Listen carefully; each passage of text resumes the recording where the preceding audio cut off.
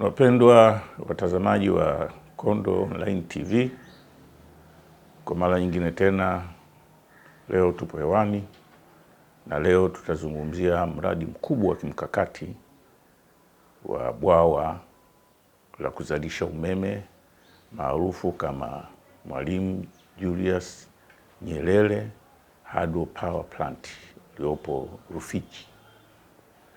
Mradi huu ni wa kimkakati na mradi mkubwa. Nchi yetu imeweza kutekeleza kwa kutumia rasilimali ya nchi na sehemu ndogo kupata msaada ama kuazima, lakini sehemu kubwa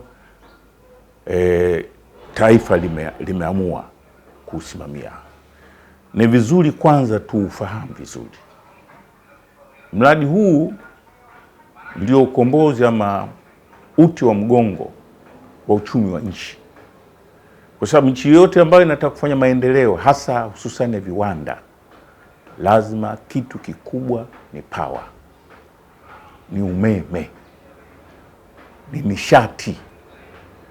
Huwezi ukafanya maendeleo ama ukafanya mapinduzi ya viwanda kama huna nguvu ama huna energy ama huna umeme wa kutosha. Sababu viwanda vyote vinaendeshwa na umeme. Sasa nchi yetu baada ya kupata uhuru 1961 kwa upande wa Tanganyika na Zanzibar, mapinduzi ya 1963, viongozi wakubwa hawa hasa Mwalimu Julius Kambarage Nyerere alifanya kazi kubwa sana kuhangaika kuikomboa nchi yake kiuchumi. Kwanza alijenga misingi ya elimu, msingi wa elimu, kuhakikisha hawa wananchi waliotoka kwenye ukoloni mkongwe huo wa miaka zaidi ya 40 huko wanakomboka kielimu, kwa sababu hapakuwa na elimu ya kutosha. Shule hazikuwepo nyingi na walimu hawakuwepo na facilities za miundombinu ya elimu haikuwepo. Alifanya kazi hiyo, lakini baadaye aliona kwamba maendeleo ni viwanda, akahangaika sana kutafuta njia ya kupata nguvu ya kutosha. Na huu mradi wa ambao kwanza ulikuwa unaitwa Stigler Gorge Rufiji, ambao sasa ndio Mwalimu Nyerere Hydraulic Power Plant, una historia ndefu. Historia yake kwanza, nasema baba wa taifa alihangaika sana kushawishi baadhi ya nchi rafiki na hasa kipindi kile nchi za magharibi iweze kutekeleza ama kushare na Tanzania Matanganyika kipindi hicho katika kuhakikisha tunapata umeme wa kutosha ambao baadaye huko mbele tupate maendeleo ya viwanda. Kama kawaida yao nchi hizi nyingi zilikataa kwa kupuuza na kwa kubeza na kadhalika. Mwalimu alihangaika sana. Baada ya miaka ya 70 akajaribu kuzishawishi nchi za Nordic hizi kama unaweza kusaidia, na kipindi kile tulikuwa na mahusiano mazuri sana na nchi za Nordic. Nao zilionekana dalili ya kusaidia, lakini baadaye ule utaratibu ukawa umekufa.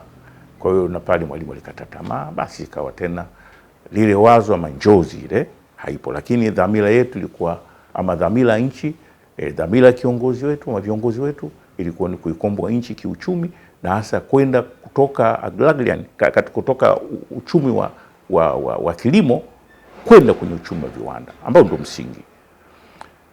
Sasa miongo imepita, imekuja awamu ya kwanza bwana Mwalimu Nyerere, imekuja awamu ya pili ya mzee wetu Ruksa marehemu mzee Mwinyi, imekuja awamu ya 3 ya mzee Mkapa, imekuja awamu ya 4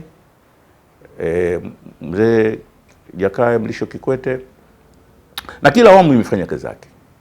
Sio kwamba hizo awamu, kila awamu imefanya kazi zake.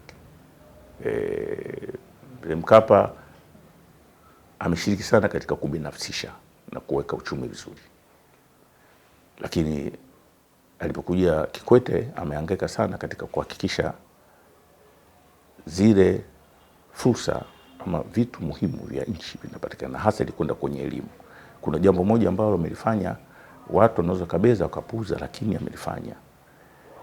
Baada ya kuona kwamba elimu ilikuwa ni primary tu, akaanza kufungua shule za kata. Kila kata, maana zamani elimu ya sekondari unaifuata kwa umbali mrefu sana.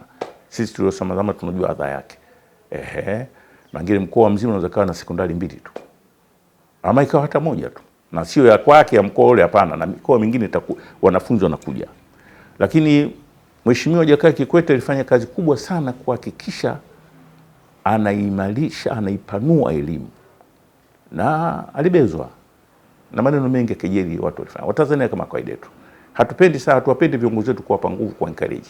Wakasema shule za kata, wana majina mengi, shule ya Kayumba na kadhalika, na maneno mengi. Lakini leo hii watu wanasahau maprofesa wengi wametokana na hizi shule za kata ambazo Mheshimiwa Jakaya Mrisho Kikwete alizisimamia na hakikisha.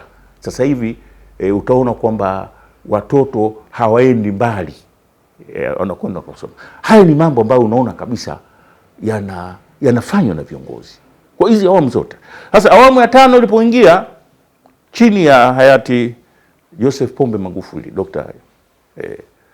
Yeye pamoja na mambo mengine, lakini kuna vitu vile vifanya vikubwa na mimi naviona hivi katika, pamoja na miundombinu, kuhamisha makao makuu ya nchi kutoka Dar es Salaam kwenda Dodoma, na huu mradi ambao huko baba wa taifa alihangaika nao akakata tamaa, wa Julius Nyerere Hydro Power Plant. Kwa hiyo alipokuja mwaka 2015, immediately 2017 akatangaza azima yake ya kuanzisha upya kwa vitendo kufua umeme kutoka Rufiji kwenye ile ambayo ilikuwa inaitwa Stigler Gorge. Kama kawaida maneno yalikuwa mengi, alipingwa ndani na nje. Kwa historia lazima tuende, historia inabaki pale pale, lazima tuieleze kusudi tukumbushane, kwa sababu kuna tabia ya watu wanabeza, watu wengine wana distort, na watu wengine wanashabikia kwa against. Kuna viongozi wengi walipinga na watu wenye kumbukumbu sio mbali sana watajua. Sasa mwingine unakuta mtu anafoka bungeni anasema hapana, mradi huu ni ghali, mradi huu na gharama, afadhali twende kwenye umeme wa upepo, umeme wa jua. Sasa unashangaa, huyu mtu ana akili sawa sawa?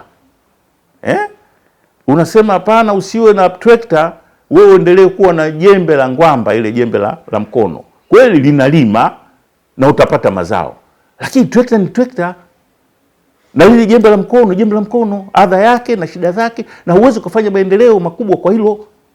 Huwezi kufananisha umeme wa upepo si wa nini na umeme huu ambao tunaozungumzia. Ni vitu mbalimbali. Sasa kama hivi basi, sasa nchi za wenzetu wazungu wasingekuwa na haja ya kwenda kwenye hydroelectric power. Wangekwenda kwenye upepo, kwenye nani basi, kwa sababu ni rahisi. Maana hoja wanasema kwamba rahisi, lakini impact yake ipoje kwenye uchumi ambao unataka kuujenga wewe, unataka kujenga viwanda, unataka kuleta maendeleo ya viwanda. Sasa ilikuwa ni hadithi za linacha, na viongozi hao wengine wanaheshimika kabisa, uwezo kaamini, basi walipinga na kadhalika, badala ya kuencourage uongozi na viongozi wale ambao wana dhamira kufanya ukombozi huo. Na wakati huo nchi ipo gizani bado, tuna matatizo ya power cut kila wakati, haijatengemaa, lakini kuna. Sasa hayo ndo vitu ambavyo lazima tujifunze tunaposherekea ama tunapojipongeza katika uzinduzi. Lakini serikali ya awamu ya 5 ikiwa chini ya Dr. Magufuli akiwa na makamu wake wa rais mama yetu Dr. Samia Suluhu Hassan, as a team, hao ni mapacha, walisimama imara na kuhakikisha mradi huo sio tu unazungumzwa, unaanza kwa kutumia kwanza rasilimali ya ndani, hela zetu, kodi zetu, na hiyo ndio kitendo ambacho cha kujipongeza sana. Unajua watu wengine mara nyingine unapenda kutegemezi, lakini anza. Hata yule atakayokuja kusaidia basi anakuwa ana moyo, huyu bwana kaanza. Lakini kwa zamani mtindo ni kwamba kukopa, unakopa moja kwa moja tu, kama shilingi 1000 unataka mtu kukopa hata 300 una hata 500. Sasa hii ni ujasiri. Nchi inafika mahali inasimama, inatetea hadhi yake. Tukapingwa sana na nchi za wenzetu wazungu na nini. Kigezo kikubwa ilikuwa ni mazingira, lakini sio kweli. Katika dunia hii watu ambao wanaporuti wanaharibu hali hewa na mazingira ni nchi hizo, na utaki uende mbali, viwanda vyao vinafanya pollution kubwa, ni greenhouse zinafanya pollution kubwa, na sisi kwa kweli ni victim tu. Nchi za dunia tatu ama nchi zinazoendelea ni victim tu, lakini wakubwa ndo puluta wakubwa, ndo wanaathiri sana katika matatizo tunayopata, na tabia nchi zinabadilika kutokana na wao. Lakini hilo kuja nalo. Lakini sasa tuangalie nini background yake. Ukisoma historia utaona contradiction kidogo. Kuna mzungu mmoja anaitwa Franz Stigler, ambao ndo hii Stigler goji limetokana na jina lake. Huyu ni Mjerumani, na kipindi kile toka 1885 mpaka 1918 baada ya kuisha vita vya kwanza vya dunia na Ujerumani kupokonywa makoloni, Tanganyika ilikuwa chini ya himaya ya Wajerumani, wanaita wenyewe Ostafrika. Sasa hii ilikuwa na comprise nchi, nafikiri Tanganyika, Burundi, Rwanda na Burundi, na kasemu kadogo huko chini pale katika mpaka wa na Msumbiji inaitwa Kionga, ni triangle moja. Kwa hiyo hizi ndi nchi zilikuwa zinatawaliwa na Mjerumani, zikiwa na square kilomita karibu milioni moja. Kwa precisely ni kwamba 995,000 square kilomita zinatawaliwa na Mjerumani, nchi ambayo yenyewe kwa ukubwa wake ni square kilomita 357. Sasa ndio natawala. Sasa huyu Franz Stigler ni Mjerumani, alizaliwa 1885 hivi 85. Alikuja Tanganyika likiwa koloni la Ujerumani, nafikiri katika mwaka 1905. Kwa hiyo alipokuja hapa, yeye ni civil engineer huyu na surveyor. Serikali ya Ujerumani ilimpa jukumu huyu bwana, huyu Mjerumani huyu ambaye amekuja sasa kwenye koloni, maana yake amekuja kwenye nchi yake, aende maeneo ya Rufiji kule akafanya utafiti vile vyanzo vya maji na kadhalika, na kuona mwingiliano wake na wa kipindi kile Ujerumani, kwa sababu inatawala nchi hizi. Lipo wazi ilikuwa wanalizungumzia Wajerumani wale kutafuta power, nguvu za umeme, na ukaona kwamba eneo lile kuna maporomoko makubwa katika ule mto Rufiji ambayo unaweza kuzalisha umeme. Ikagunduliwa kwamba umeme ule ni mkubwa sana, sio kwa ajili ya Tanganyika peke yake, lakini kwa makoloni yote yale ya Ujerumani yaliyopo Afrika Mashariki, na hizo nchi hapa nimezitaja hizi. Kwa hiyo Mjerumani ndio mtu wa kwanza aliyokuja kuangalia na kuona kufanya utafiti kuona eneo lile linaweza kutumika vipi, na hasa kwa kumtumia huyu engineer huyu Franz Stigler. Ingawa anasema alikwenda kuinda, alikwenda unajua polojo zini za kijinga tu, lakini Mjerumani alikwenda mbali zaidi. Aliangalia vile vile bonde lile linaweza baada ya umeme kuzalishwa kusambazwa Tanganyika na nchi hizi za makoloni yake, lakini pale lile bonde lile la Rufiji lile mpaka Kilombero ni very potential kwa kilimo, kwa ardhi yake ilivyo na rutuba na unyevunyevu wake, maji muda wote. Kuna mito mingi ipo ndani ya bonde hilo mpaka nakuna Kilombero huko, Fakala na kadhalika. Kwa hiyo ilionekana kwamba bonde lile by product baada ya umeme, lakini linaweza likafanywa kilimo kile cha kisasa, lakini irrigation likafanyika kubwa, likaweza kulisha makoloni yote ya Tanganyika ya Mjerumani yaliyopo Afrika Mashariki. Walikuwa nafikiri, sababu wale wakubwa walikuwa wanajua kwamba haweza kaondoa makoloni haya. Mambo yaliyotokea baadaye baada ya vita hivi vya kwanza na pili ndio kabadilisha mindset na harakati za hawakufikiria kuondoka. Hawakufikiria, walijua kwamba hapa hii ni sehemu zao, maana ilikuwa ni sehemu ya Ujerumani. Sasa tunasema hivi angalau tupate picha kidogo ili tujue kwamba kitu gani kinafanyika. Kwa hiyo hicho ndio kilichofanyika. Kwa hiyo Mjerumani alishiriki katika kufanya research. Lakini sisi tulipopata uhuru, Mwalimu aliona hilo na viongozi wakataka kulichukua, lakini walipingwa. Walipingwa sana. Bahati nzuri Mwalimu hakupingwa ndani, alipingwa nje zaidi. Lakini viongozi wengine hao wamepingwa ndani. Na hii awamu ya 5 na awamu ya 6 ndio awamu ambayo ilifanya kazi hii na imekamilika. Sasa kilichotokea nini? Baada ya awamu ya 5 ikafanya maamuzi mazito, lakini kuhakikisha naanza kutekeleza. 2019 swala la ujenzi likaanza. Ujenzi umeanza kwa kasi na contractor wale wa ndugu zetu wa Misri, wa Arabu walikuja kufanya kazi hiyo kwa sababu wana uzoefu wale. Wamejenga bwawa lao ile kubwa la Aswan. Kwa hiyo wana uzoefu mkubwa sana katika hii mambo ya hydropower. Kwa hiyo shughuli zimeanza. Lakini ukiangalia na ukisikia maneno yaliyokuwa yanazungumzwa na kejeli mbalimbali, utaona kwamba yalikuwa yanataka kutuondoa kwenye reli. Viongozi hasa tuseme wanasiasa manani, lakini mimi nafikiri wasakatonge tu. Kwa sababu kama wewe mwananchi Mtanzania unazungumza ukombozi wa kiuchumi, na uchumi unapozungumza mapinduzi ya viwanda uwezo kayaacha, ndio backbone. Na mapinduzi ya viwanda hayaji tu kwa maneno, yanakuja kwa vitendo.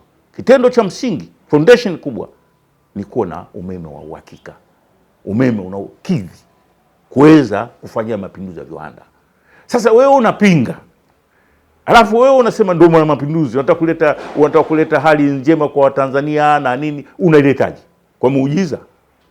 Una muujiza gani? Ule kushusha mana ambayo Mwenyezi Mungu ndo alishusha mana kwa Wanaisraeli. Unaweza kaifanya hilo?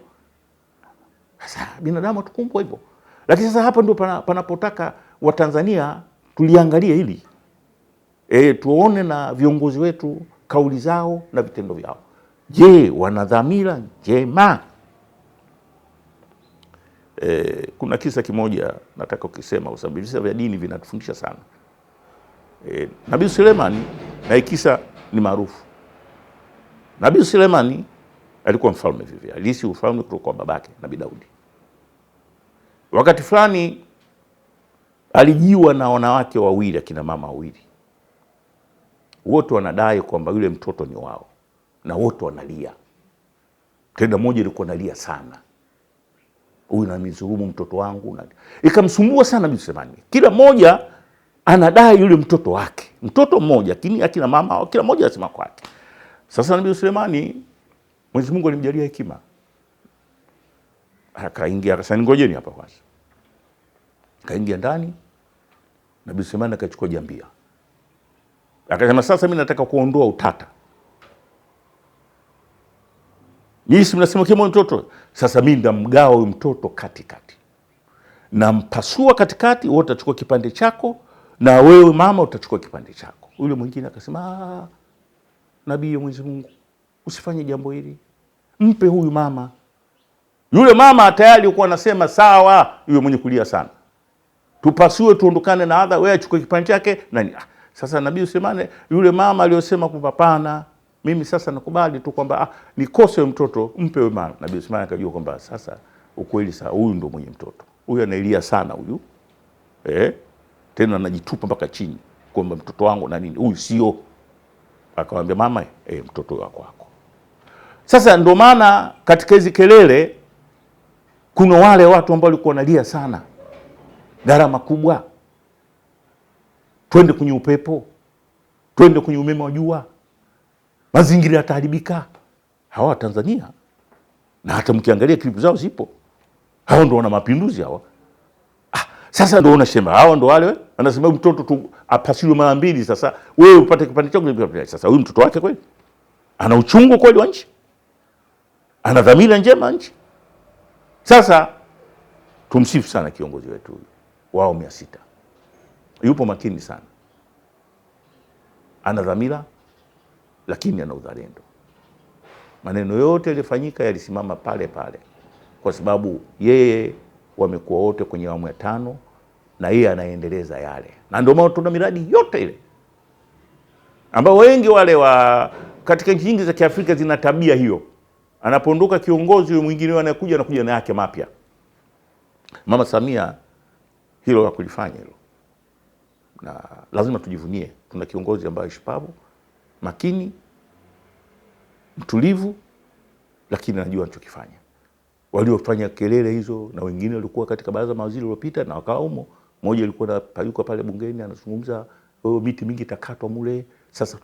Sasa haya mabwawa haya yote yalijengwa huko. Kuna mabwawa mengi hapo tunataka kuyazungumza, lakini hata muda na nafikiri leo tutazungumza kifupi. Kuna bwawa moja la Akosombo. Akosombo lile ni bwawa ambalo lilijengwa na mzee mwana mapinduzi Osagefo Kwame Nkrumah Ghana, nchini Ghana, rais wa kwanza wa Ghana.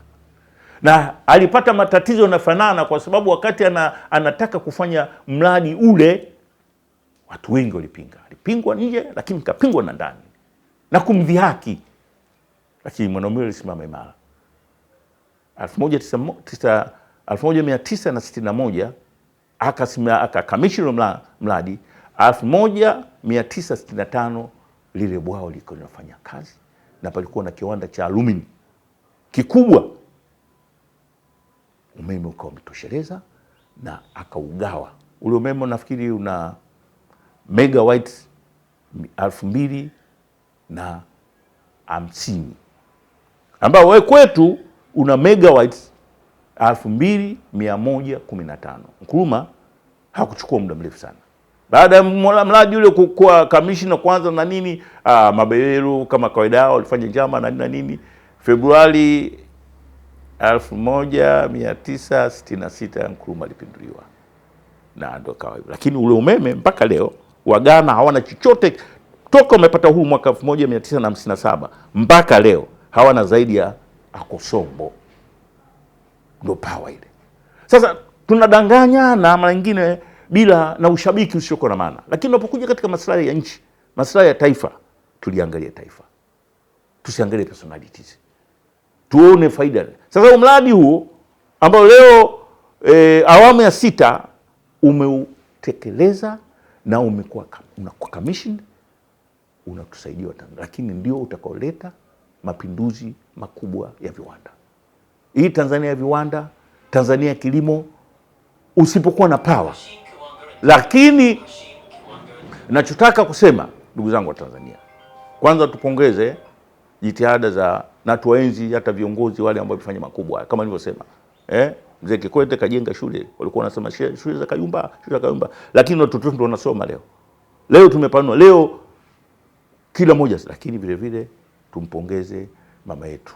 Amesimamia mradi na leo tunaona faida. Leo tunaona